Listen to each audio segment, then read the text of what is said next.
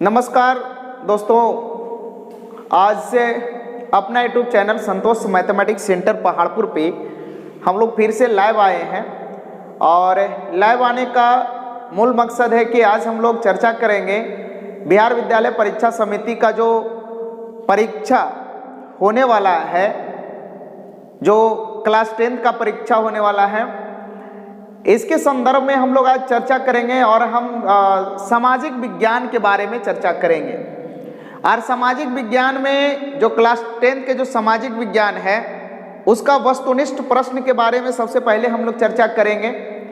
और वस्तुनिष्ठ प्रश्न के बाद में हम धीरे धीरे प्रयास करेंगे कि इसमें 100+ क्वेश्चन आपको दिया जाए, ताकि किसी भी प्रकार का कोई क्वेश्चन न छूटे। ऑब्जेक्टिव संभवतः प्रयास करेंगे, प्रत्येक ऑब्जेक्टिव को हम लोग एक्सप्लेन करने का प्रयास करेंगे, चाहे वीडियो जितना लंबा बने, लेकिन फिर भी हम लोग एक्सप्लेन करने का प्रयास करेंगे।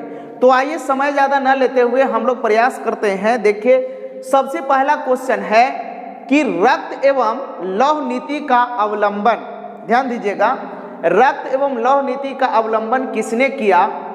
ऑप्शन ए है बिस्मार्क, ऑप्शन बी है जर्मनी का राजा, ऑप्शन सी है हिटलर, ऑप्शन डी है विलियम प्रथम। तो इसका जो आंसर होगा वो कौन हो जाएगा? बिस्मार्क ने किया था। रक्त एवं लौह नीति का अवलंबन किसने किया था? तो बिस्मार्क ने किया था। ध्यान दीजिएगा, थोड़ा सा मैं सेट ले लेता हूं। और उसके बाद में नेक्स्ट जो क्वेश्चन है, उसके बाद में कह रहा है कि पूर्ण स्वराज की मांग का प्रस्ताव कांग्रेस के किस वार्षिक अधिवेशन में पारित हुआ था? ये पूर्ण स्वराज की मांग का प्रस्ताव कांग्रेस के किस वार्षिक अधिवेशन में पारित हुआ था? देखिए, आप सभी जानते हैं कि कांग्रेस के हर बार अधिवेशन होता था, प्रत्येक साल अधिवेशन होता था, और उसमें जो है कि एक प्रस्ताव पारित किया जाता था। और उसी प्रस्ताव के अनुसार कांग्रेस के लोग जो है से क्या करते थे? जो भी नियम लगाना था उसी नियम के अनुसार वो जो है से कि काम किया करते थे। तो क्वेश्चन है कि पूर्ण स्वराज की मांग का प्रस्ताव कांग्रेस के किस वार्षिक अधिवेशन में पारित हुआ था? तो इसका आंसर हो जाएगा 1929 के लाहौर वार्षिक अधिवेशन में। कब हुआ था मेरे भाई? तो 1929 के लाहौर अधिवेशन में। अब उसके बाद में जो क्वेश्चन नंबर 3 है, करा कि the history of the loss of Vietnam नामक पुस्तक किसने लिखा? The history of the loss of Vietnam नामक पुस्तक किसने लिखा? देखिए, अगर बोर्ड पे स्पष्ट रूप से ना समझ में आए, लिखा हुआ ना पता चले, क्योंकि लाइट का थोड़ा सा अभाव है, तो आपको वॉइस ऑडियो जो मैं बोल रहा हूँ वो क्लियर समझ में आ रहा होगा। तो निश्चित तौर पे आप जो है से कि ऑडियो से भी समझ सकते हैं। और बहुत ही प्रयास किया गया है, प्रत्येक सेट से क्वेश्चन को निकाला गया है, सेलेक्टेड क्वेश्चन को निकाला गया है। The history of the loss of Vietnam नामक पुस्तक किसने लिखा? तो इसका आंसर जो होगा वो क्या हो जाएगा? हो ची मिन, सॉरी, इसका हो ची मिन नहीं, इसका जो आंसर होगा ऑप्शन ए है हो ची मिन, ऑप्शन बी है फान बोई चाऊ, ऑप्शन सी है कुआंग, ऑप्शन डी है त्रियू। तो इसका आंसर जो होगा वो फान बोई चाऊ हो जाएगा। कौन हो जाएगा? फान बोई चाऊ। The history of the loss of Vietnam नामक पुस्तक किसने लिखा? तो इसका आंसर जो होगा वो फान बोई चाऊ, फान बोई चाऊ। उसके बाद में question number 4, vernacular press act सन, यहाँ पे रिक्त स्थान दिया है। कभी कभी इस तरीके से भी क्वेश्चन को पूछने का प्रयास करता है बोर्ड है भैया, किसी तरीके से वो प्रश्न को उठा सकता है, आपका काम है पकड़ना, है ना।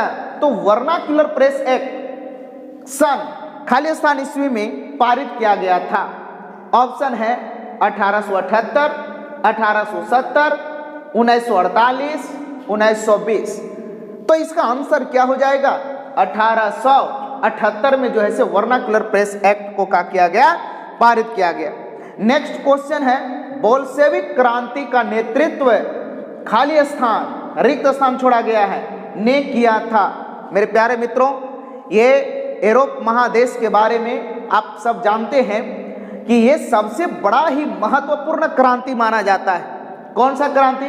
तो बोल्शेविक क्रांति, जिसका जनक कौन था ये हम लोगों को पता करना है।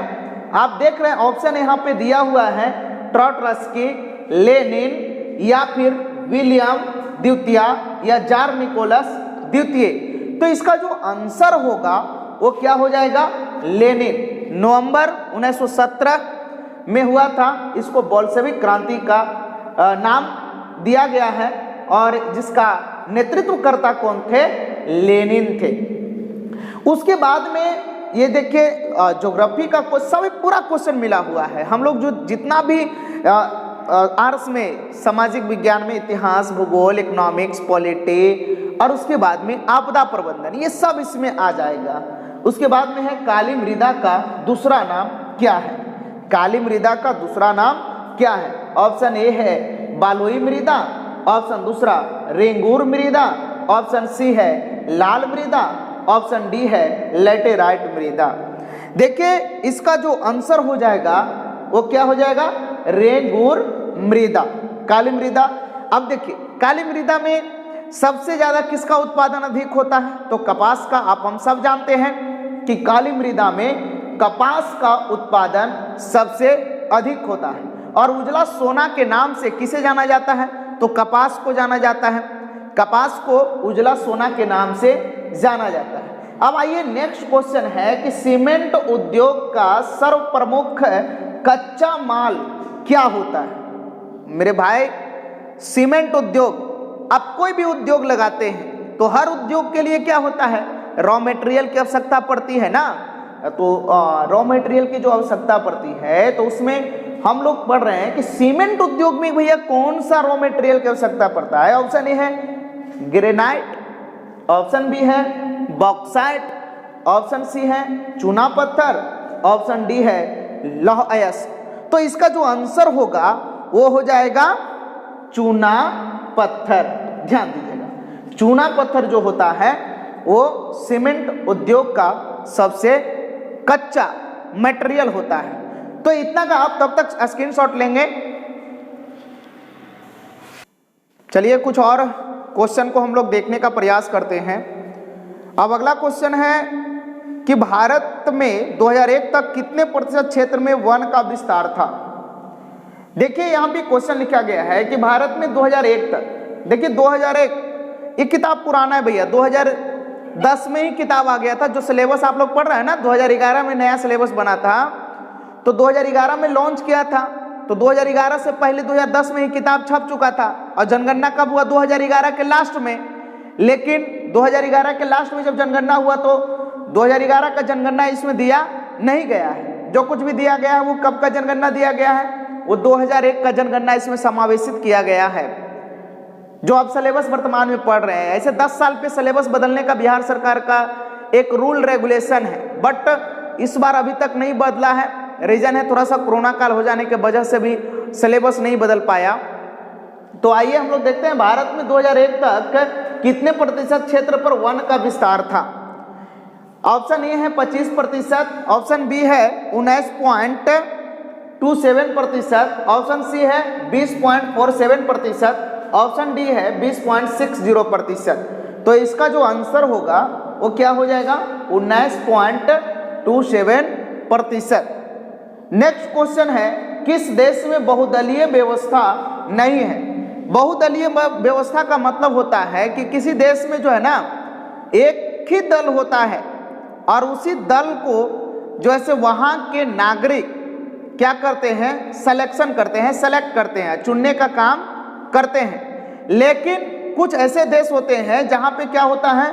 बहुदलीय व्यवस्था होता है। तो ऑप्शन ए है किस देश में बहुदलीय व्यवस्था नहीं है?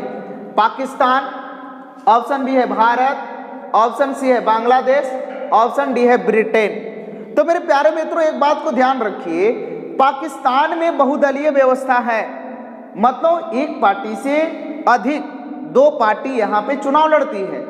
लेकिन भारत में भी जो है से आप जानते हैं, भारत में तो भैया और ज्यादा बहुदलीय व्यवस्था है।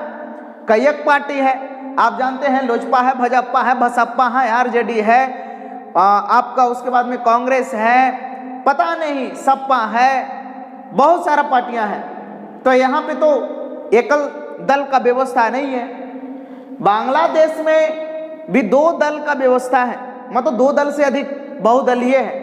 लेकिन ब्रिटेन में जो है वो सिर्फ और सिर्फ एक ही दल का व्यवस्था किया गया है। वहाँ पे जो होता है वो सबसे अधिक जो होता है, सबसे बड़ा जो वहाँ का जो होता है वो कौन होता है, वहाँ का राजा। यानी कि आप समझ गए कि ब्रिटेन में बहुदलीय व्यवस्था नहीं है, वहाँ पे अगेंस्ट में चुनाव नहीं होता, लोकतांत्रिक है। इस बात को ध्यान में रखिएगा, ब्रिटेन लोकतांत्रिक है लेकिन सिर्फ शोभा के लिए लोकतांत्रिक है। बाकी यहाँ पे जो है ना लोगों को विशेष सुविधा नहीं मिल पाता है, क्योंकि रीजन ये है कि यहाँ पे जो है ना आज भी वो राजशाही शासन है। ब्रिटेन में आज भी क्या है, राजशाही शासन है। लेकिन अब धीरे धीरे लोग जो है जैसे जैसे एजुकेटेड होते जा रहे हैं, बढ़ते चले जा रहे हैं, तो निश्चित तौर पे कहीं ना कहीं कुछ कुछ बदलाव हुआ है। चलिए अगला क्वेश्चन की ओर हम लोग बढ़ते हैं कि राजनीतिक दलों का गठबंधन सर्वप्रथम किस देश में हुआ। मेरे प्यारे मित्रों, आप वॉइस रिकॉर्डिंग सुनने का प्रयास करेंगे, क्योंकि लिखने में बड़ा समय लगता है और थोड़ा सा क्लियर लिखा भी नहीं पाता है। चूंकि यार से भैया स्मार्ट बोर्ड तो है नहीं कि टाइपिंग करके आप लोगों को दे दिया जाए, ठीक है। तो करा कि राजनीतिक दलों का गठबंधन सर्वप्रथम किस देश में हुआ। भैया राजनीतिक दलों का गठबंधन किस देश में हुआ।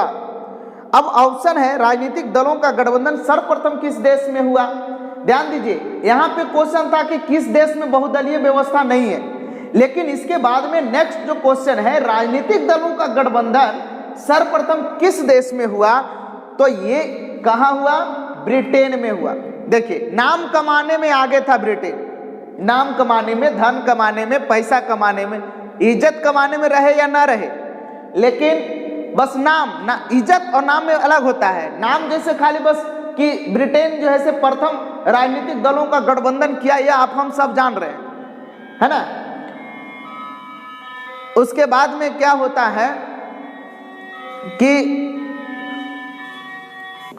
तो ब्रिटेन जो था वो नाम कमाने में आगे रहता था। अब उसके बाद में व्यावसायिक बैंकों का राष्ट्रीयकरण किया गया, व्यावसायिक बैंकों का राष्ट्रीयकरण किया गया। व्यावसायिक मतलब क्या होता है, व्यवसाय करने वाला। तो इस व्यवसायिक बैंकों का राष्ट्रीयकरण किया गया, कब किया गया भैया।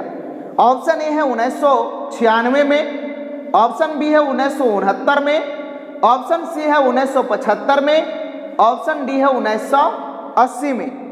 तो इसका जो आंसर होगा वो राष्ट्रीयकरण जो किया गया था उस समय भारत के प्रधानमंत्री इंदिरा गांधी थी। ध्यान रखिएगा, भारत के प्रधानमंत्री इंदिरा गांधी के कार्यकाल में 1969 में 1969 में भारत के बैंकों का व्यवसायीकरण राष्ट्रीयकरण किया गया। व्यावसायिक बैंकों का राष्ट्रीयकरण किया गया। राष्ट्रीयकरण का मतलब यह हुआ कि हिंदुस्तान के जितने भी बैंक हैं वो सभी को एक कर दिया जाए, मर्ज कर दिया जाए, मिला दिया जाए। तो कब किया गया, 1969 में, 1969 में किया गया। आगे हम लोग नेक्स्ट क्वेश्चन की ओर चलते हैं कि भारत में योजना आयोग का गठन किया गया था।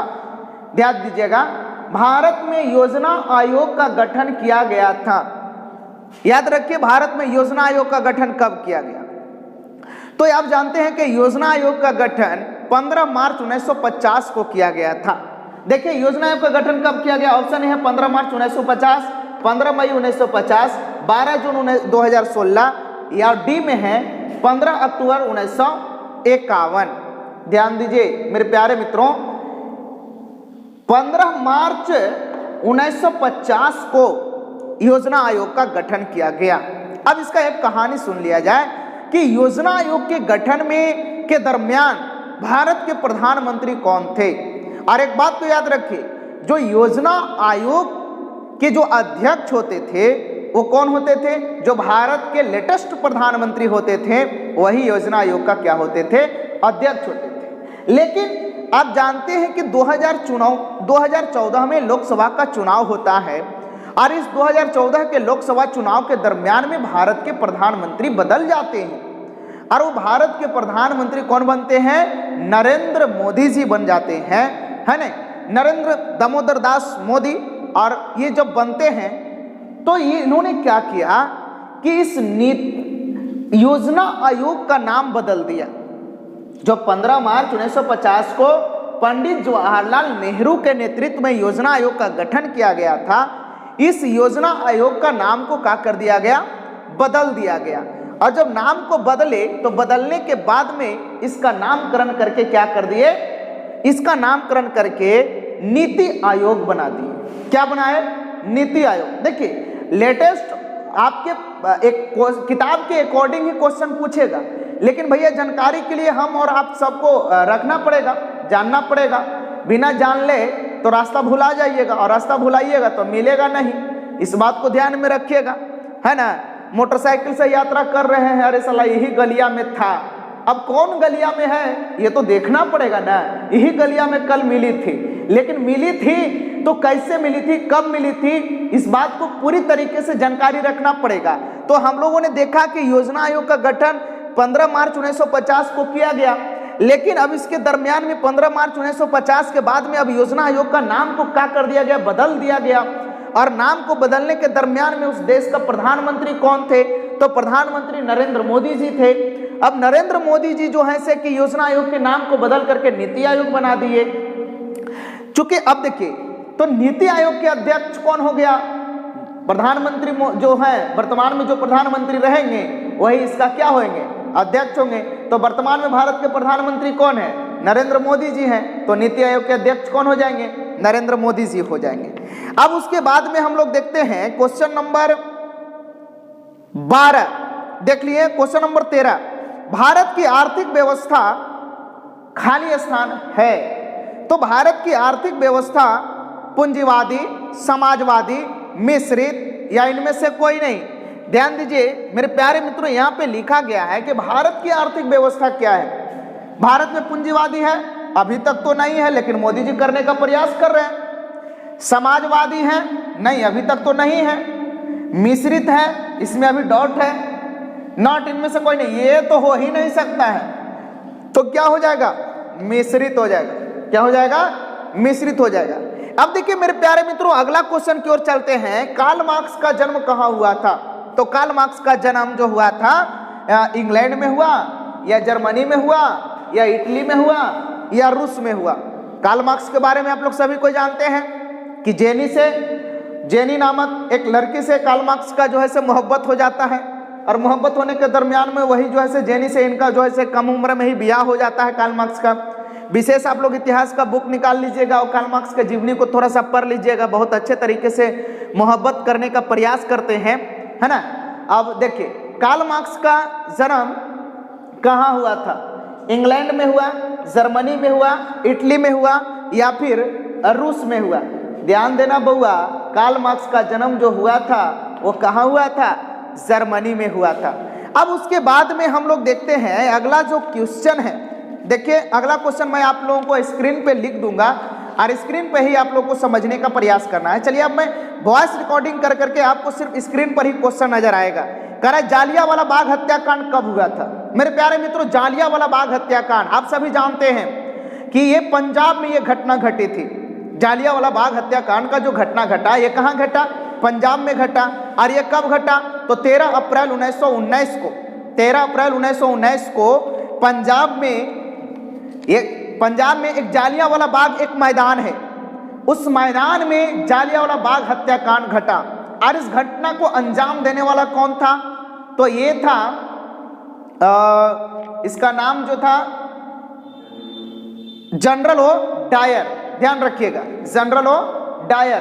पंजाब में जो जालियांवाला बाग हत्याकांड जो हुआ और उसमें जो घटना का जो अंजाम देने वाला था वो जनरल ओ डायर था। अब देखिए इसको एक मैं कहानी थोड़ा सा संक्षेप में मैं बताने का प्रयास करता हूं और आप लोग जानने का प्रयास करेंगे कि जनरल ओ डायर जैसे ही हमारे हिंदुस्तान के लोगों के ऊपर गोलियां चलाता है तो बहुत से लोग मर जाते हैं, कुछ लोग भगदड़ से मर जाते हैं और कुछ लोग जो है कि दीवार फांदने के चक्कर में अपना प्राण को त्याग देते हैं। अब इसी के दरमियान में मेरे प्यारे मित्रों एक छोटा सा नन्हा सा बालक बच जाता है, उस भीड़ में बच जाता है और सभी लोगों के जो लहू होता है, खून होता है, उसे बस सिर्फ एक बार मिट्टी में लगा करके अपने लिलार में लगाता है और कहता है, सुन रे जनरल ओडायर, जब तक मैं तुझे मारूंगा नहीं तब तक मैं चैन से नहीं बैठूंगा। और उस बालक का नाम क्या था? उद्धम सिंह। मेरे प्यारे मित्रों, एक छोटा सा बच्चा, एक नन्हा सा बच्चा, कोई जाना नहीं था कि ये उद्धम सिंह जनरल ओडायर को वास्तव में मार सकता है, लेकिन जनरल ओडायर को इन्होंने क्या कर दिया? मारने का काम किया। और वो भी कहां मार रहा? लंदन के हाउस ऑफ पार्लियामेंट में जा करके, वहां लंदन के हाउस ऑफ पार्लियामेंट में जिस प्रकार से हमारे यहाँ संसद भवन का मीटिंग होता है, उसी तरीके से लंदन में हाउस ऑफ पार्लियामेंट का मीटिंग होता है। और उसी मीटिंग के दरमियान में जनरल ओडायर बैठा हुआ था और उद्धम सिंह एक छोटा सा नौजवान जो ऐसे अपना बंदूक से किसी तरीके से चोरी छुपे कर करके बंदूक को लेकर के हाउस ऑफ पार्लियामेंट में पहुंचता है और उद्धम सिंह एक छोटा सा नौजवान जो है से जनरल ओडायर को गोली मार देता है। और उसके बाद में वहां से देह दिखा के नहीं भागता है, कैसे? सीना अड़ा करके आता है, सीधा एकदम सीना। वहां पे पूरे तरीके से बैठक चल रहा था फिर भी, लेकिन वो देह दिखा करके नहीं भागा। चलिए, ये बहुत लंबा विश्लेषण की चर्चा है, हम लोग ऑब्जेक्टिव की ओर चल रहे हैं। क्वेश्चन नंबर 16 है कि विश्व में सर्वप्रथम मुद्रण की शुरुआत कहां हुई है? बहुत सिंपल क्वेश्चन है भैया।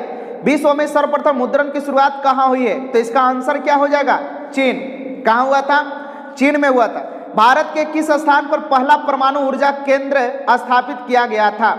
भारत के किस स्थान पर पहला परमाणु ऊर्जा केंद्र स्थापित किया गया था? ऑप्शन है कल्पक्कम, नरोरा या राणा प्रताप सागर या फिर तारापुर। तो इसका जो आंसर हो जाएगा क्या हो जाएगा? तारापुर। अब उसके बाद में क्वेश्चन नंबर 18 हम लोग देखने का प्रयास करते हैं कि निम्न में से कौन सा जानवर केवल भारत में ही पाया जाता है? देखिए, ये बार बार ये असमंजस वाला क्वेश्चन है ना। ऑप्शन ए में है घड़ियाल, ऑप्शन बी में है डॉल्फिन, ऑप्शन सी में है व्हेल, ऑप्शन डी में है कछुआ। कुछ लोग कछुआ मार देते हैं तो कुछ लोग डॉल्फिन लगा देते हैं, और कुछ लोग जो चालाक आदमी होता है वो क्या लगा देता है? घड़ियाल। तो एक बात को याद रखिएगा, घड़ियाल का मतलब होता है मगरमच्छ बउआ, और मगरमच्छ जो होता है वो केवल भारत में ही पाया जाता है और कहीं मगरमच्छ पाया नहीं जाता है। इसलिए घड़ियाल का मतलब क्या होता है? मगरमच्छ। तो भारत में ही पाया जाता है और कहीं पाया नहीं जाता है। तो इसमें क्वेश्चन करा है कि कौन सा ऐसा जीव है, जानवर है, जो केवल भारत में ही पाया जाता है? तो कौन हो जाएगा? घड़ियाल हो जाएगा। उसके बाद में क्वेश्चन नंबर 19 की बिहार की पहली रेल लाइन निम्न में से कौन थी? ऑप्शन ए है Martin Light Railway, option B है East India Railway, option C है भारतीय रेल, ऑप्शन डी है बिहार रेल। तो इसका आंसर जो हो जाएगा वो क्या हो जाएगा? East India railway. उसके बाद में क्वेश्चन अगला क्वेश्चन है कि भारत में कहां महिलाओं के लिए आरक्षण की व्यवस्था है? Option A Lok Sabha, option B Vidhan Sabha, option C Panchayati Raj, option D मंत्रिमंडल। तो इसका जो आंसर हो जाएगा वो क्या हो जाएगा? पंचायती राज में हो जाएगा। पंचायती राज में जो है महिलाओं के लिए विशेष सुविधा दिया गया है। चलिए, नेक्स्ट क्वेश्चन हम लोग देखते हैं कि सूचना के अधिकार आंदोलन की शुरुआत कहां से हुई? सूचना के अधिकार आंदोलन की शुरुआत कहां से हुई? तो इसका आंसर हो जाएगा ऑप्शन ए है राजस्थान, ऑप्शन बी है दिल्ली, ऑप्शन सी है तमिलनाडु, ऑप्शन डी है बिहार। तो आप लोग भी बताने का प्रयास करेंगे कि कहां से हुआ है। इसका आंसर जो होगा वो कहां हो जाएगा? राजस्थान। आइए आगे हम लोग बढ़ते हैं। भारतीय रिजर्व बैंक की स्थापना कब हुई? भारतीय रिजर्व बैंक की स्थापना कब हुई, ये हम लोग जानने का प्रयास करेंगे कि भारतीय रिजर्व बैंक की स्थापना कब किया गया। भारतीय रिजर्व बैंक की स्थापना कब किया गया? ऑप्शन ए है 1934, ऑप्शन बी है 1935 और ऑप्शन सी है 1948, ऑप्शन डी है 1951। मेरे प्यारे मित्रों, इसका जो भारतीय रिजर्व बैंक की जो स्थापना किया गया था वो कब किया गया था? 1935 में किया गया था।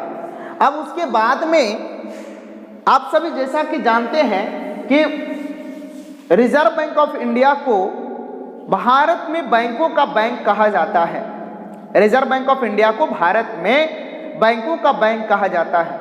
जैसे अगर किसी भी बैंक के पास पैसा अगर खत्म हो जाता है तो वो जो बैंक होता है वो बैंक क्या करता है? किससे पैसा लेता है? वो जो बैंक होता है वो रिजर्व बैंक से जाकर के क्या करता है? कर्जा लेता है। अगर कोई व्यक्ति के पास अगर कोई पैसा जिसके पास खत्म हो जाता है वो व्यक्ति कहाँ से कर्ज लेता है? तो छोटे छोटे जो बैंक होते हैं, जैसे पंजाब नेशनल बैंक हो गया, SBI बैंक हो गया, महिंद्रा एंड महिंद्रा बैंक हो गया, कोटक बैंक हो गया, ICICI बैंक हो गया, HDFC बैंक हो गया, इन तमाम बैंकों से आम व्यक्ति, उद्योगपति या फिर जो KCC लोन वगैरह लेने वाले जो व्यक्ति होते हैं ये लोग क्या करते हैं? लोन लेने का प्रयास करते हैं। तो भारतीय रिजर्व बैंक की स्थापना कब हुई? 1935 में। वैश्वीकरण के मुख्य अंग कितने होते हैं? तो वैश्वीकरण के जो मुख्य अंग होते हैं वो कितने होते हैं? 5 होते हैं। वैश्वीकरण के मुख्य अंग कितने होते हैं? 5। अब कह रहा गैरीवाल्डी पेशे से क्या था? ऑप्शन ए है सिपाही था, किसान था, जमींदार था, या फिर इसका आंसर जो हो जाएगा वो गैरीवाल्डी पेशे से क्या था? तो गैरीवाल्डी पेशे से क्या था? ना तो जमींदार था, ना तो सिपाही था, ना तो किसान था, बल्कि वो एक क्या थे? नाविक। गैरीवाल्डी पेशे से क्या थे? नाविक थे। क्या थे? नाविक। अब उसके बाद में देखिए अंकुर वाट का मंदिर कहाँ स्थित है? ऑप्शन ए है वियतनाम, ऑप्शन बी है थाईलैंड, ऑप्शन सी है लाओस, ऑप्शन डी है कंबोडिया। भैया कहाँ स्थित है? तो इसका जो आंसर हो जाएगा वो कंबोडिया है ना। अंकुर वाट का मंदिर कहाँ स्थित है? कंबोडिया में। वैज्ञानिक समाजवाद की अवधारणा का प्रतिपादन किसने किया? वैज्ञानिक समाजवाद की अवधारणा का प्रतिपादन किसने किया? ऑप्शन ए है रॉबर्ट ओवन, ऑप्शन बी है कार्ल मार्क्स, ऑप्शन सी है लाला लाजपत राय। तो इसका जो आंसर होगा वैज्ञानिक समाजवाद। समाजवाद जहां जुड़ा तो इस बात को याद रखिएगा, इसमें कार्ल मार्क्स का सबसे अहम योगदान माना जाता है। समाजवाद को आगे बढ़ाने में कार्ल मार्क्स का योगदान जो होता है वो अहम माना जाता है। अब उसके बाद में है कि बिहार में नहरों द्वारा सर्वाधिक सिंचाई किस जिले में होती है? ऑप्शन ए है सीतामढ़ी, ऑप्शन बी है Patna, option C Rohtas, option D Nawada. कहाँ होती है? तो इसका आंसर हो जाएगा कहाँ? रोहतास में। इसलिए चावल का कटोरा भी रोहतास को बिहार के क्षेत्र में अगर देखा जाए तो बिहार के अंतर्गत में चावल का कटोरा रोहतास को माना जाता है। क्यों? क्योंकि वहां नहरों का विकास अधिक है ना। उसके बाद में नागपुर सड़क योजना के अंतर्गत सड़कों को कितने भागों में बांटा गया है? 4, 6, 2, 5। तो इसका आंसर हो जाएगा 4। गठबंधन सरकार की पकड़ प्रशासन पर होती है, मजबूत होती है, ढीली होती है, या अति मजबूत होती है, या फिर कठोर? तो याद रखिएगा गठबंधन की सरकार जो होती है वो क्या होती है? ढीली होती है। गठबंधन की सरकार जो बनता है वो राजनीति पर उसका अधिकार सभी का क्या हो जाता है? ढीली पड़ जाती है। समवर्ती सूची में रखा जाता है राज्य या केंद्र एवं राज्य दोनों, या केंद्र या नॉट। समवर्ती सूची में जो होता है, देखिए समवर्ती सूची के अंतर्गत में जो भी विषय रखा गया है उसमें केंद्र एवं राज्य दोनों का विषय समवर्ती सूची में ला करके जोड़ा गया है। उसके बाद में है सूखे से बचाव का एक प्रमुख तरीका है। क्वेश्चन नंबर 31 हम लोग देख रहे हैं। सूखे से बचाव का एक प्रमुख तरीका है, ऑप्शन ए है नदियों को आपस में जोड़ देना, वर्षा जल संग्रह करना, बाढ़ की स्थिति, या नॉट। तो सूखे के बचाव का एक प्रमुख तरीका है कि नदियों को आपस में क्या करना है? जोड़ देना है। अगर नदियों को वापस आपस में जोड़ने का हम लोग काम करेंगे तो हम लोग सूखे से बहुत हद तक बच सकते हैं। लेकिन प्रमुख तरीका ये बोल रहा है। अब इसका आंसर आप लोग वर्षा जल का संग्रह करना भी कर सकते हैं, लेकिन तब कर सकते हैं जब नदियों को आपस में जोड़ देना अगर ना रहे, तब आप जो है से कि ये कर सकते हैं कि वर्षा जल का संग्रह करके भी हम लोग जो ऐसे कि सूखे के बचाव से बच सकते हैं। लेकिन भैया कब तक वर्षा अगर नहीं हुआ तो आप कौन सा जल को बचाइएगा। लेकिन नदी में तो जो है से कि कुछ नदियां ऐसी है जो सदावाहिनी होती हैं, जो हमेशा बहती रहती हैं। उसके बाद में है कि निम्न में कौन मानव जनित आपदा नहीं है। ऑप्शन है सांप्रदायिक दंगे, ये तो मानव के द्वारा होता है। सांप्रदायिक किसके द्वारा होता है? मानव के द्वारा होता है। आतंकवाद मानव के द्वारा, रेल दुर्घटना ये भी मानव के द्वारा। लेकिन इसका आंसर क्या हो जाएगा? इनमें से कोई नहीं। चलिए नेक्स्ट क्वेश्चन देखते हैं। संचार का सबसे लोकप्रिय साधन क्या है? इसका आंसर हो जाएगा क्या? सार्वजनिक टेलीफोन। राष्ट्रीय स्वयंसेवक संघ की स्थापना कब हुई? ऑप्शन ए है 1923, option B 1925, option C 1928, option D है 1923। तो इसका आंसर क्या हो जाएगा? 1925। आप जानते हैं राष्ट्रीय स्वयंसेवक संघ, जिसको शॉर्ट में अगर इंग्लिश में देखा जाए तो इसको हम लोग कहते हैं आरएसएस, राष्ट्रीय स्वयंसेवक संघ, जो हिंदू प्रतिष्ठानों में ये इसका सबसे अच्छा एक संघ माना जाता है। लोग हिंदू धर्म के ठेकेदार इसी में बैठे हुए होते हैं, जो होते हैं जो भी हिंदू धर्म के, कुछ लोग को लगेगा बुरा ठेकेदार कहो या जो भी कहो, कभी कभी हर धर्म के ठेकेदार होते हैं, चाहे वो इस्लाम धर्म का ठेकेदार हो, चाहे हिंदू धर्म का ठेकेदार हो, चाहे और कोई धर्म का ठेकेदार हो, वो तब तक ये सब ठेकेदार रहते हैं जब तक कि इससे इसको कुछ इनकम आ रहा है, तब तक ये ठेकेदारी करते हैं। आज जैसे ही इनकम आना बंद होता है, ये सब का ठेकेदारी सब क्या हो जाता है? खत्म हो जाता है। तो ये क्या होता है? 1925 में। आरएसएस का स्थापना कब हुआ? 1925 में। इसका स्थापना किसने किया था? केबी हेडगेवार ने। कब किया था? तो 1925 में किया था। बोल्शेविक क्रांति कब हुई? जनवरी 1950, 5 फरवरी 1917, नवंबर 1917 या मई 1917? तो बोल्शेविक क्रांति हुआ था नवंबर 1917 को। सन 2001 में बिहार की जनसंख्या निम्न में से क्या थी? ऑप्शन ए है 8 करोड़ से कम, 9 करोड़ से अधिक, 9 करोड़ से कम, 8 करोड़ से अधिक, 9 करोड़ से अधिक। तो 8 करोड़ से कम वाला नहीं होगा, 9 करोड़ से अधिक वाला भी नहीं होगा। आंसर हो जाएगा 8 करोड़ से अधिक। आंसर हो जाएगा 8 करोड़ से अधिक। पंजाब की भूमि निम्नीकरण के मुख्य कारण निम्न में से कौन है? वनोन्मूलन, गहन खेती, अति पशुचारण, अधिक सिंचाई। तो ध्यान रखिएगा, पंजाब की भूमि का निम्नीकरण मतलब कम होने का कारण जो है वो अधिक सिंचाई के कारण जो है पंजाब का भूमि क्या हो रहा है? कम होते चल जा रहा है। अगला क्वेश्चन है 38 नंबर। पक्की सड़कों की लंबाई की दृष्टि से प्रथम स्थान पर कौन राज्य है? भैया हो ध्यान देना, पक्की सड़क एकदम चकाचौक। एक बार बात सुने हैं, बिहार के बाद, हम बिहार बोर्ड का सिलेबस पढ़ा रहे हैं, बिहार के बाद आप लोग को सुना देते हैं। बिहार में एक बार बहुत बड़ा बवाल हुआ था। बिहार में लालू जी ने बोला कि हेमा मालिनी के गाल जैसे हम जो है बिहार में सड़क बनावेंगे, चिकना, है ना। तब इनके ऊपर जो है हेमा मालिनी ने क्या कर दी? केस कर दी, लालू जी पर मुकदमा हो गया। तब उधर से सुशील कुमार मोदी जी के बारे में आप लोग खूब अच्छे तरीके से जानते हैं कि सुशील कुमार मोदी जी लालू जी का परम जो है से एकदम कट्टर विरोधी हैं, और कट्टर विरोधी होने के नाते बार बार लालू जी के ऊपर ट्वीट करते रहते हैं। तो उन्होंने कहा कि देख भैया, सब बिहारी सुन ले जा, हम अपन सब बिहारी से यही कहे थी जा कि लालू जी अपना गाल, अपना बिहार का सड़क तो हेमा मालिनी के गाल जैसा नहीं बनाए, लेकिन लालू जी अपना गाल जो है ना वो हेमा मालिनी के गाल के जैसा बना लिए हैं। अब वास्तव में बात सही है, लालू जी का गाल बहुत सॉफ्ट होता था, बहुत चिकना होता था।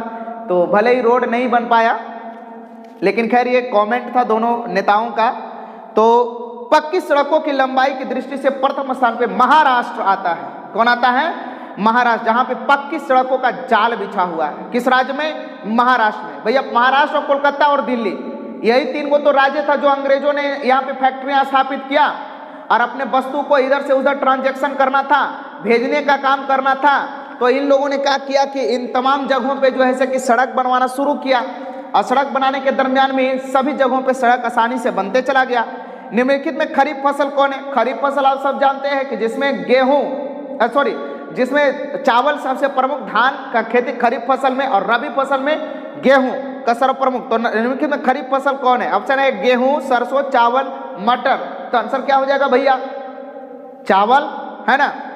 संघ राज्य की विशेषता नहीं है। लिखित संविधान, शक्तियों का विभाजन, एकहरी शासन व्यवस्था या फिर सर्वोच्च न्यायालय। तो इसका आंसर क्या हो जाएगा? एकहरी शासन व्यवस्था जो होता है वो संघ राज्य की विशेषता नहीं है। एकहरी मतलब क्या होता है? एकहरी मतलब एक के तरफ लेकर के चले वाला, तो ये संघ के विशेषता हुआ। संघ का मतलब क्या होता है? जो सबको ले दे करके चले, तब ना। लेकिन एकहरी शासन व्यवस्था संघ की कोई व्यवस्था नहीं है। 15वीं लोकसभा चुनाव से पूर्व लोकसभा में महिलाओं की भागीदारी थी। 15वीं लोकसभा चुनाव से पूर्व में महिलाओं की भागीदारी लोकसभा में कितनी थी? अभी कैमी लोकसभा चुनाव हुआ है वर्तमान में? 17वीं लोकसभा चुनाव हुआ, ध्यान रखिएगा। ये 17वीं लोकसभा चुनाव हुआ है जिसमें नरेंद्र मोदी जी दूसरे बार प्रधानमंत्री चुने गए हैं। 2019 में चुनाव हुआ लोकसभा का, जिसमें मोदी जी दूसरे बार दोबारा चुने गए। तो कह रहा है कि 15वीं लोकसभा चुनाव से पूर्व लोकसभा में महिलाओं की भागीदारी थी 10%, 15%, 33% या 50%। इसका जो आंसर हो जाएगा वो कितना हो जाएगा भैया? 10% महिलाओं की भागीदारी 15वीं लोकसभा के पूर्व महिलाओं का लोकसभा में भागीदारी था। अब कह रहा है उसके बाद में भारत में सहकारिता आंदोलन का प्रारंभ कब हुआ? तो भारत में सहकारिता आंदोलन का प्रारंभ 1904 ईस्वी में किया गया था। भारत में सहकारिता आंदोलन का प्रारंभ कब किया गया? 1904 ईस्वी में। मानव शरीर में आग से जलने की स्थिति में जले हुए स्थान पर क्या प्राथमिक उपचार करना चाहिए? ये देखिए आपदा प्रबंधन से क्वेश्चन है बउआ, ध्यान देना। देख हम बोल दे रहे हैं ऑडियो के रूप में, लिखने में बड़ी भार पड़ रहा था, वो बड़ा प्रॉब्लम हो रहा था, इसलिए ऑडियो के रूप में हम बोल दे रहे हैं। आप लोग सुन तो लीजिए, खाली एक बार सुन तो लीजिए। मोहब्बत नहीं हो गया तो फिर कहिएगा ना, अरे हम क्वेश्चनवा से तो होवे करेगा, हमरो से हो जाएगा। तो ध्यान रखिएगा, सही तरीके से सुनने का प्रयास कीजिएगा और ईमानदारी से पढ़ने का प्रयास कीजिएगा। वीडियो को पूरे अंत तक देखने का प्रयास कीजिएगा, तब जा करके जो है कि अच्छे तरीके से समझ में आएगा। मानव शरीर में आग से जलने की स्थिति में जले हुए स्थान पर क्या प्राथमिक उपचार करना चाहिए? ऑप्शन ए है ठंडा पानी डालना चाहिए, गर्म पानी डालना चाहिए, या फिर अस्पताल पहुंचाना चाहिए। ए बउआ, अगर जलल है तो कपड़ा लता में लपेट करके अस्पताल लेके जाएगा? पहले उसको ठंडाओ, जल गया है ना हो। हाथ अगर जल जाता है, उंगली वगैरह जल जाता है, रोटी सेके है तवा पे, रोटी अगर पड़ता है जल जाता है तो क्या करते हैं? अरे बाप रे बाप, पानी में डुबाइए, है ना। तो उसको क्या करते हैं? ठंडा पानी डालना चाहिए। क्या करना चाहिए? ठंडा पानी डालना चाहिए। और बाद में क्वेश्चन नंबर 44 है कि बिहार का कौन क्षेत्र बाढ़ग्रस्त क्षेत्र है? बिहार का कौन सा क्षेत्र बाढ़ग्रस्त क्षेत्र है?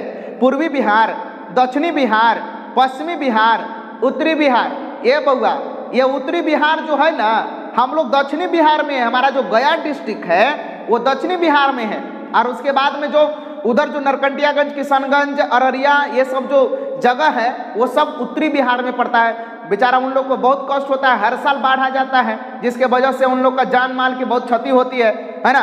तो बिहार का कौन सा क्षेत्र बाढ़ग्रस्त क्षेत्र? तो उत्तरी बिहार। कौन सा बिहार? उत्तरी बिहार। भूपटल के नीचे का वह स्थल जहां भूकंप का जन्म होता है क्या कहलाता है? तो जहां भूकंप का जन्म होता है उसको भूकंप केंद्र कहते हैं। क्या कहते हैं? भूकंप केंद्र कहते हैं। ध्यान दीजिएगा, ये सब बिहार विद्यालय परीक्षा समिति का पूछा हुआ क्वेश्चन है। 2011 से लेकर के 2020 तक के बड़ा मेहनत से सब छाटने का प्रयास किए हैं, और वो क्वेश्चन को नहीं दिया गया जो रिपीटेड क्वेश्चन है। सबको इस सेट में अगर क्वेश्चन पूछ दिया तो अगला सेट वाला में उसको क्वेश्चन को हम लोग नहीं उठाए हैं। समझ में आया? भारत में वित्तीय वर्ष कहा जाता है 1 जनवरी से 31 दिसंबर तक, 1 जुलाई से 30 जून तक, 1 अप्रैल से 31 मार्च तक, 1 सितंबर से 31 अगस्त तक। बाबू हो, भारत में वित्तीय वर्ष जो कहा जाता है ना, वित्तीय वर्ष जो कहा जाता है वो 1 अप्रैल से 31 मार्च तक कहा जाता है। कब से कहा जाता है? 1 अप्रैल से 31 मार्च तक कहा जाता है। भारत में वित्तीय वर्ष कब से कब तक कहा जाता है? तो 1 अप्रैल से 31 मार्च तक कहा जाता है। सोने के आभूषण की शुद्धता की पहचान किस चिन्ह से होती है? ऑप्शन ए है ट्रेडमार्क से, हॉलमार्क से, एक मार्क से या फिर हॉलमार्क से, हॉलमार्क से, ध्यान दीजिएगा इसका आंसर हो जाएगा हॉलमार्क से। क्या हो जाएगा? हॉलमार्क से जो ऐसे सोने की शुद्धता की पहचान होती है। बिहार में कितने प्रतिशत भौगोलिक क्षेत्र में वन का फैलाव है? बिहार के कितने प्रतिशत भौगोलिक क्षेत्र में वन का फैलाव है? ऑप्शन ए है 0.7%, 14%, 21% और डी में है 29%। तो इसका जो आंसर हो जाएगा वो क्या हो जाएगा? 0.7%। कितना हो जाएगा? 0.7%। यूरेनियम का प्रमुख उत्पादक स्थल है? ऑप्शन ए है डिगबोई, ऑप्शन बी है बाबा बुदन के पहाड़ी। बाबा बुदन का पहाड़ी आप लोग नाम सुने होंगे, जादूगोड़ा, उसके बाद में है घाटशिला। तो इसका आंसर जो होगा यूरेनियम का जो प्रमुख उत्पादक स्थल है वो कौन हो जाएगा बउआ? जादूगोड़ा, जादूगोड़ा। रूस में जार का अर्थ क्या होता है? पीने का बर्तन, पानी रखने का बर्तन, रूस का सामंत, रूस का सम्राट, क्या होता है? ए भैया, रूस में जार का अर्थ जो होता है वो रूस का सम्राट होता है। वल्लभ भाई पटेल को सरदार की उपाधि किस किसान आंदोलन के दौरान दी गई? ध्यान रखिएगा, अभी वर्तमान में भी कौन आंदोलन चल रहा है? किसान आंदोलन चल रहा है ना? तो वल्लभ भाई पटेल को सरदार की उपाधि किस किसान आंदोलन के दौरान दी गई थी? तो बारदोली किसान आंदोलन के दौरान में वल्लभ भाई पटेल को सरदार की उपाधि दी गई थी। बारदोली किसान आंदोलन हो रहा था, उसी बारदोली किसान आंदोलन में सरदार वल्लभ भाई पटेल को जो ऐसे किसका उपाधि दिया गया था? सरदार का उपाधि दिया गया था। किसका उपाधि दिया गया? सरदार का उपाधि दिया गया, सरदार का उपाधि दिया गया। अब उसके बाद में करा है कि निम्न में से कौन प्राकृतिक आपदा नहीं है? ऑप्शन ए है सुनामी, ऑप्शन बी है बाढ़, ऑप्शन सी आतंकवाद, ऑप्शन डी है भूकंप। ए बाबू, सुनामी आदमी लाता है वो नहीं ना, समुद्र में आता है ना। समुद्र के तनी पर होने वाले कंपन को सुनामी कहते हैं। और भूकंप किसे कहते हैं? तो पृथ्वी के तल पर होने वाले कंपन को क्या कहते हैं? पृथ्वी के तल पर होने वाले कंपन को क्या कहते हैं? उसको भूकंप कहते हैं। और समुद्र जो कहते हैं ना, वो पनिया के तली में जो कंपन होता है उसको जो है से क्या कहते हैं? सुनामी कहते हैं। ध्यान रखिएगा, ओकरा के सुनामी, और जो पृथ्वी के तल पर हो, भूकेंद्र, एपिसेंटर जहां बताता है ना, उसको क्या कहते हैं? भूकंप कहते हैं। चलिए, तो बाढ़ तो मानव के द्वारा आता नहीं है भैया। बाढ़ क्या है? आहा, मन फ्रेश कर दिया, एक लोटा पानी पिया, जाके ढार दिया, और से बाढ़ आ जाएगा? नहीं ना आएगा। वो प्राकृतिक के द्वारा जब तक ऊपर से नहीं ढारेगा तब तक बाढ़ नहीं ना आएगा। मानव के चाहे जितना ढार दे, स्टेशन पर तो उतना ढारता है, कहाँ बाढ़ आता है? नहीं आता है। ध्यान दीजिएगा। अब उसके बाद में देखिए जी, आतंकवाद जो है ये मानव जनित आपदा है। भूकंप भी प्राकृतिक आपदा है। कृषि सुखाड़ होता है किसके अभाव में? तो जल के अभाव में। कृषि सुखाड़ जो होता है वो जल के अभाव में होता है। उपभोक्ता अधिकार दिवस कब मनाया जाता है? आहा, बहुत अच्छा क्वेश्चन आया है। हम लोग का अपना अधिकार दिवस मनाने का अधिकार है 15 मार्च। कब मनाते हैं? 15 मार्च को। उपभोक्ता अधिकार दिवस कब मनाया जाता है? तो 15 मार्च को मनाया जाता है। VVI क्वेश्चन है भैया, बार बार पूछता है, हर बार पूछते आया है। इसको जानने का प्रयास करें, आप लोग भी पढ़ने का प्रयास कीजिएगा। हम लोग जहां तक बन रहा है वहां तक बताने का प्रयास कर रहे हैं। संघ सरकार का उदाहरण है अमेरिका, चीन, ब्रिटेन या नॉर्थ। आंसर इसका क्या हो जाएगा? अमेरिका। अमेरिका जो है वो संघ सरकार का क्या है?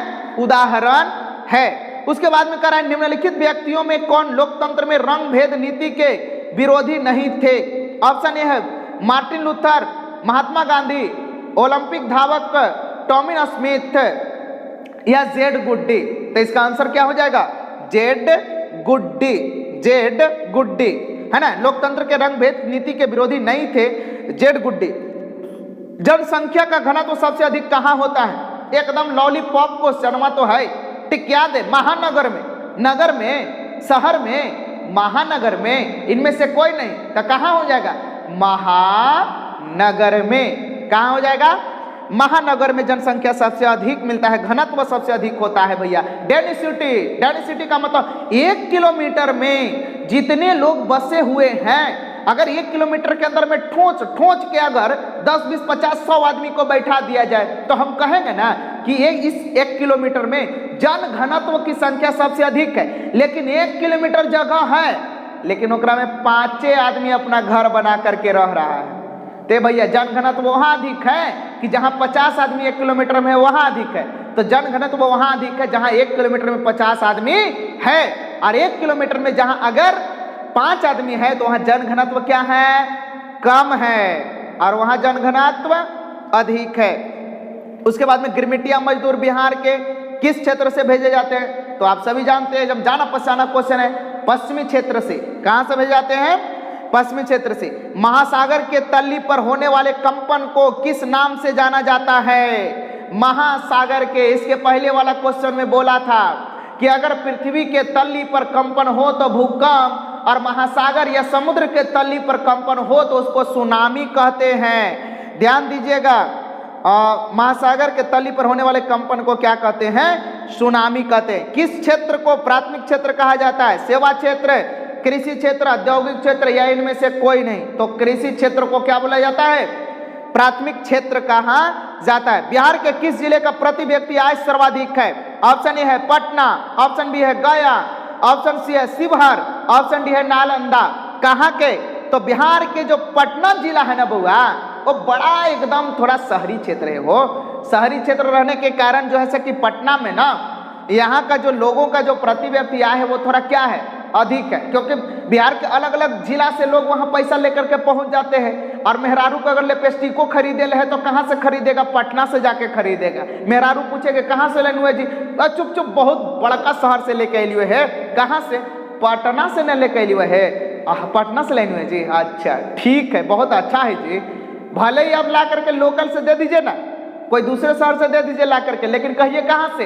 पटना से ला लिए, ठीक है, बड़ी खुश होगी। तो बिहार के किस जिले का प्रति व्यक्ति आय सर्वाधिक है? तो पटना। भारत में पंचायती राज संस्थाओं में महिलाओं के लिए कितनी सीटें आरक्षित कर दी गई है? पंचायती राज, देखिए भारत में पंचायती राज संस्थाओं के लिए महिलाओं के लिए जो सीट है वो 50% आरक्षण कर दिया गया है। अगर 50 पुरुष अगर पंचायती राज में मुखिया का चुनाव लड़ रहा है तो उसमें 50 को महिलाओं का भी सीट होगा। अगर 25 पुरुष है, अगर कहीं पे 24 सीट है तो उसमें 12 महिला और 12 पुरुष का सीट होगा। उसके बाद में भारत में सर्वोच्च न्यायालय के मुख्य न्यायाधीश की नियुक्ति कौन करता है? तो प्रधानमंत्री, राष्ट्रपति, संसद या उपराष्ट्रपति? ये बाबू, भारत में सर्वोच्च न्यायालय, न्याय से व्यवस्था जो जुड़ल होता है ना, वो राज्य में राज्यपाल और देश में राष्ट्रपति। तो सर्वोच्च न्यायालय के न्यायाधीश का नियुक्ति कौन करेगा? राष्ट्रपति करेंगे। कौन करेंगे? राष्ट्रपति करेंगे। वियना कांग्रेस के दौरान फ्रांस में किस शासक देश वंश की पुनर्स्थापना की गई? तो बुर्बो, ध्यान रखिएगा, बुर्बो वंश के वियना कांग्रेस के दौरान फ्रांस में किस शासक वंश की पुनर्स्थापना हुई थी? तो बुर्बो राजवंश के। Jamshedji Tata Iron and Steel Company की स्थापना कब की गई? ए बाबू, Jamshedji Tata and Iron Steel Company का स्थापना 1907 ईस्वी में किया गया था। और एक बात को याद रखिएगा, यही 1907 ईस्वी में हमारा भारत के 2 दल, जिसको बोलते हैं नरम दल और एक गरम दल, वो दोनों में क्या हो गया था? बंटवारा हो गया था। लेकिन नरम दल और गरम दल दोनों पूरा फिर कब मिल गया? 1916 ईस्वी में नरम दल और गरम दल दोनों क्या हो गया? मिल गया। जैसे नरम दल में महात्मा गांधी इत्यादि ये सब लोग थे, और गरम दल में सुभाष चंद्र बोस, भगत सिंह, चंद्रशेखर आजाद, ऐसे ऐसे नौजवान जो गरम दल में थे। गांधी जी कहते थे, सब लोग कहते थे, ए बाबा आजादी ले लें, कैसे आजादी मिलेगा? हम मारपीट कर ले लेंगे, है ना? तो जो है कि नरम दल वाला कहता नहीं नहीं नहीं नहीं, अहिंसा परमो धर्म। गांधी जी के नाम आप लोग सुने हैं, अहिंसा परमो धर्म। तो जो भी जो गरम दल वाला होता था, बाबा अहिंसा परमो धर्म, बिना डुकले कोई आजादी देने वाला हुआ हो? कोई बिना डुकले कोई आजादी नहीं देगा। इसलिए हम लोग डूबते हैं और हम लोग को आप आजादी दिलाने का हम आपको प्रयास करते हैं। अब उसके बाद में है सुनामी, किस स्थान पर आता है? ये तो पहले बता दिया, बार बार एक क्वेश्चन रिपीट हो रहा है कि सुनामी समुद्र के तली पर होने वाले कंपन को सुनामी कहते हैं, पृथ्वी के तल पर होने वाले कंपन को भूकंप कहते हैं। उसके बाद में करा 26 दिसंबर 2004 को विश्व के किस हिस्से में भयंकर सुनामी आया था? ऑप्शन ए है अटलांटिक महासागर, ऑप्शन बी है बंगाल की खाड़ी, ऑप्शन सी है पश्चिम एशिया, ऑप्शन डी है प्रशांत महासागर।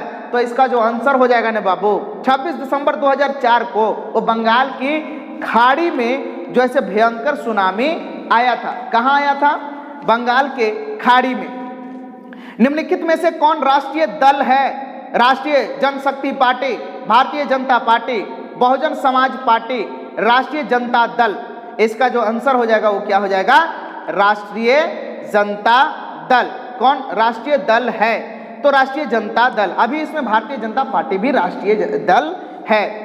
वैश्वीकरण के मुख्य अंक कितने हैं? 5। वैश्वीकरण के मुख्य अंक कितने हैं? 5।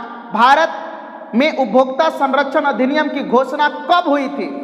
उपभोक्ता संरक्षण अधिनियम की घोषणा 1986 ईस्वी में। टोटल हम लोग लगभग 70 प्लस क्वेश्चन को किए हैं और इसमें से और कुछ 2, 4, 5, 10 क्वेश्चन और होगा जिसको हम लोग बाद में करने का प्रयास करते हैं। बहुत लंबा वीडियो बन जाने के वजह से हम लोग चाहते हैं कि अब इसमें थोड़ा सा कुछ देरी का पटाक्षेप किया जाए। अब उसको पार्ट 2 में हम लोग जो ऐसे पूरा बनाने का प्रयास करेंगे और लगभग जो ऐसे इसमें 70 क्वेश्चन में अगर मैं किया हूं तो इसमें से आप समझ लीजिए कि लगभग क्वेश्चन जो है आपके परीक्षा के संदर्भ में बहुत ही सटीक साबित होगा।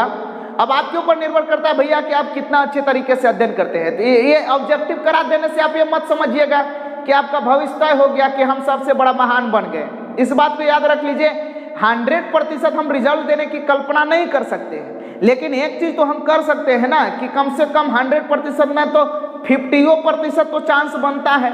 लेकिन आपको तो ऑब्जेक्टिव के से ज़्यादा है कि आप सब्जेक्टिव पढ़ना पड़ेगा और सब्जेक्टिव के लिए क्या करना पड़ेगा ये आप हम सब जानते हैं। सब्जेक्टिव के लिए आपको जो है से कि सबसे अधिक जो है बुक को पढ़िए, क्वेश्चन को मत रटिए। क्वेश्चन आंसर को रटने की जरूरत नहीं है, बुक पढ़ने की जरूरत है। आप बुक पढ़िएगा तो आप आगे बढ़िएगा। बहुत बहुत धन्यवाद, शुक्रिया। जय हिंद, भारत माता की जय, वंदे मातरम।